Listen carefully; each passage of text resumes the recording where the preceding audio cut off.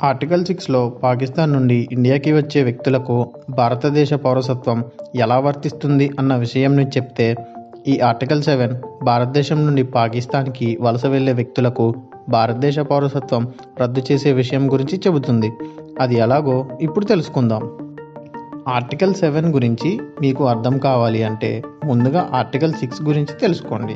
ఎందుకంటే ఆర్టికల్ 6 మరియు ఆర్టికల్ 7 రెండూ కూడా ఒకదానితో ఒకదానికి సంబంధం ఉన్న ఆర్టికల్స్. అందుకే ముందుగా ఆర్టికల్ 6 గురించి తెలుసుకుంటే ఆర్టికల్ 7 అర్థం అవ్వడానికి సులభంగా ఉంటుంది.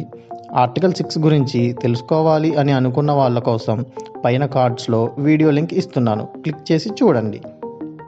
ఇంకా ఈ ఆర్టికల్ 7 విషయానికి వస్తే, మార్చి 1, 1947 తేదీ నాటికి ఇండియాని వదిలి పాకిస్తాన్కు వలస వెళ్లే వ్యక్తులకు ఈ ఆర్టికల్ 7 ప్రకారం భారతదేశ పౌరసత్వం పూర్తిగా రద్దు చేయబడుతుంది. కానీ అలా వెళ్ళిన తర్వాత పునరావాసం కోసం, అంటే శాశ్వతంగా ఇండియాకి తిరిగి రావాలి అనుకునే వాళ్ళు భారత ప్రభుత్వం అనుమతితో చట్ట ప్రకారం జూలై 19, 1948 తేదీలోపు మళ్ళీ ఇండియాకి రావచ్చు. అలా వచ్చే వ్యక్తులకు ఈ ఆర్టికల్ 7లో ఉన్న రూల్స్ వర్తించవు.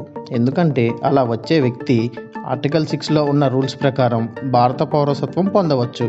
అది ఎలాగంటే, ఆ వ్యక్తి కనీసం 6 నెలల పాటు ఇండియాలో స్థిరంగా నివాసం ఉండి భారత ప్రభుత్వానికి దరఖాస్తు చేసుకుంటే జూలై 19, 1948 తేదీ తర్వాత భారతదేశానికి వలస వచ్చినట్లుగా నిర్ధారించి భారత ప్రభుత్వం ఆ వ్యక్తికి భారతదేశ పౌరసత్వం ఇస్తుంది.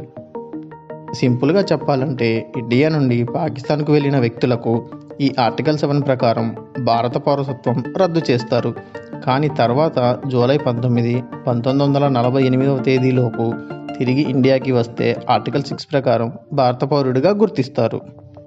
భారత రాజ్యాంగం గురించి మీకున్న అభిప్రాయాలను కింద కామెంట్ సెక్షన్లో తెలియజేయండి. అలాగే ఈ వీడియోలో చెప్పిన ఇన్ఫర్మేషన్ మీకు నచ్చినట్లయితే లైక్ చేసి షేర్ చేయండి. ఇలాంటివి మరిన్ని వీడియోస్ కోసం ఫ్యాక్ట్స్ ప్లాన్ ఛానల్ని సబ్స్క్రైబ్ చేసుకోండి.